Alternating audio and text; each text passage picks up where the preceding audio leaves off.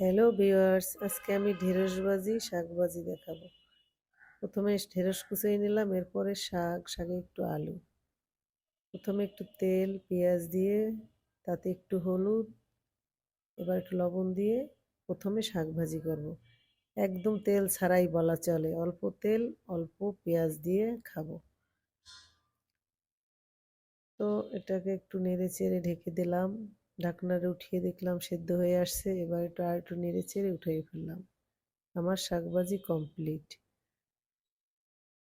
তেল ছাড়া তরকারি। এবার আমি ওই কড়াইতেই ঢেঁড়স ভাজি করব।